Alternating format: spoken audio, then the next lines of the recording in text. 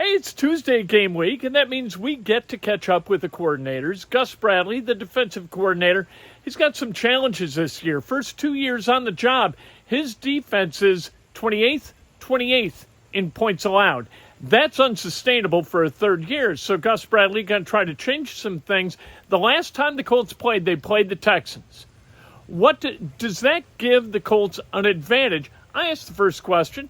That's the question I chose to ask. Hey, Gus, is there an advantage to preparing for a team that you just prepared for, even though it was week 18 last year? Does it make things a little bit easier or maybe more difficult? Well, I think, always the off season, right? People look at their packages, decide, especially year two going into it, saying, all right, this is what we can add. Let's advance and start doing some of these things. So there is some unknowns.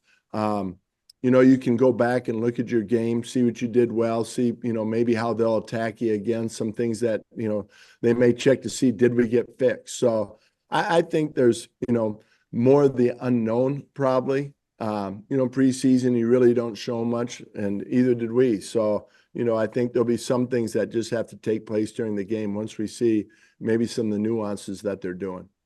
Thanks. Nate? Hey, Gus, when you have a guy like Latu, who's, obviously very talented, but he's in his first game, he's got a matchup like Laramie Tunsil. Do you feel like a need to maybe move him around to give him some better matchups, or are you comfortable just kind of throwing him into the fire against an opponent like that, just play after play? Well, I think, we do try to move some guys around, but I don't know if it's specifically, we're game planning now, it may or may not take place depending on some of the matchups that we look at. But, right now we just, we're trying to create that depth with especially those 4 or 5 guys on the perimeter, rotating them in, playing both left and right, and then, just go from there. So not really per se, hey, let's get him lined up right here and let's attack this, with his skill set, or, give him a tackle that he can just really focus on. I think he's pretty comfortable playing left or right.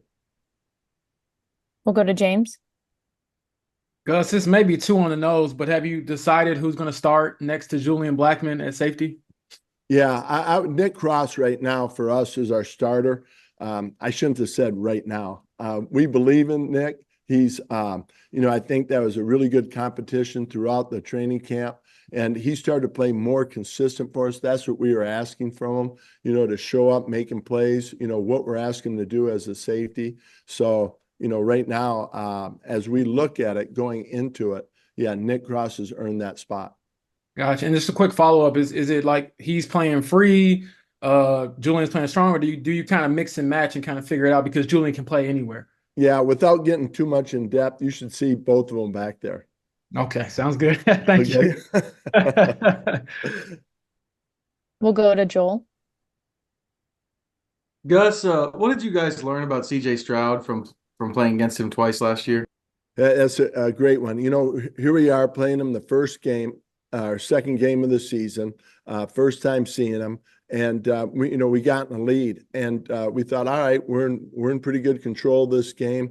And obviously we had a big lead, so we were playing softer in our coverage and stuff. But he was very accurate, and we saw him kind of catch fire a little bit. And we thought, holy cow, he's got a chance now to be pretty good. He caught our attention, especially how he was towards the end of the game. And then watching him, all the games that we've watched him now, even more in the off season.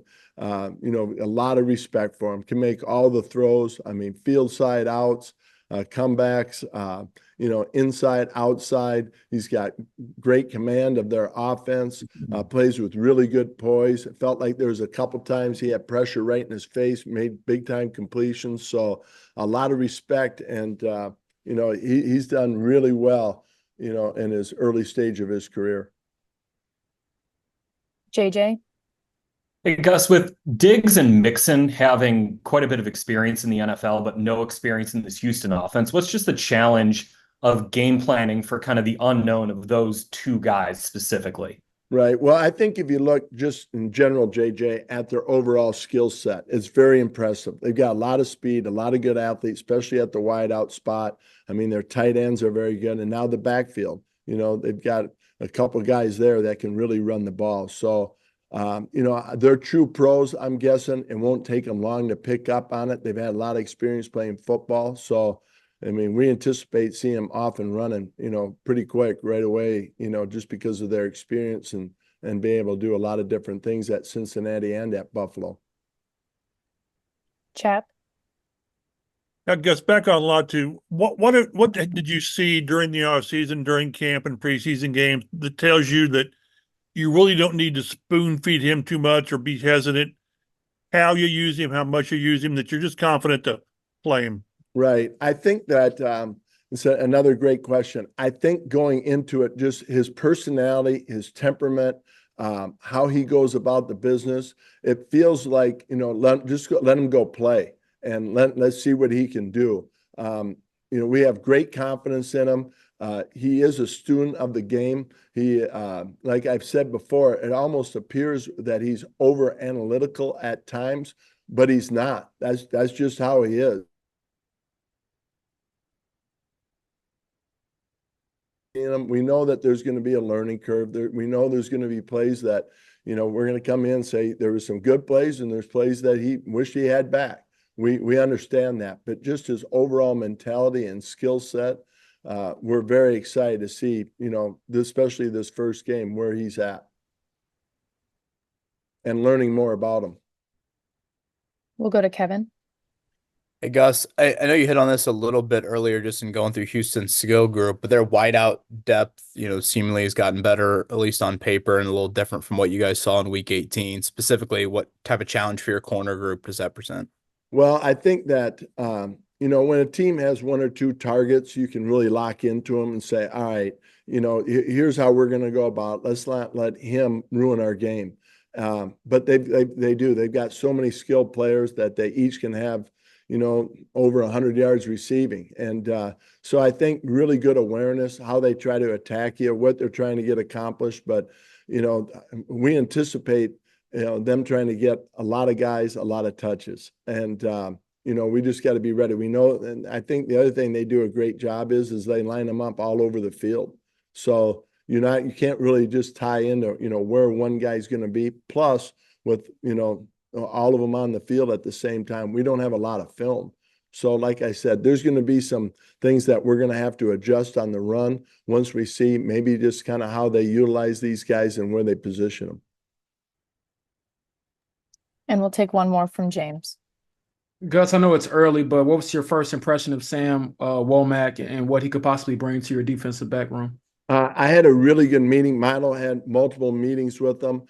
Very sharp, really good understanding of football, high football IQ, can talk football with you in the run game, the pass game, concepts, motion adjustments, things like that. I was very, very impressed with them.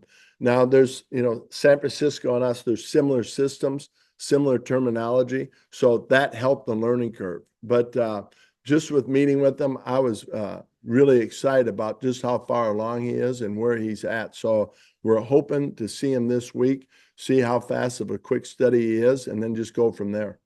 But he's been very impressive so far, knowledge of the game. That's Gus Bradley. I love hearing what he has to say about Sam Womack, because I think Sam Womack's a guy who, before this is all said and done, I think he's going to play some important football for the Colts. Even though he was cut by the 49ers, I think he's coming to the Colts with a little bit of an edge, and I think that that's a really good thing for them. I also like hearing about how he tactically is going to use Latu. He's going to move him around, and I think that that's a really good thing. I think that helps Latu in terms not just of keeping a defense on its heels and making them adjust, but I think it helps Latu in the end be a more productive football player. We're going to find out starting on Sunday.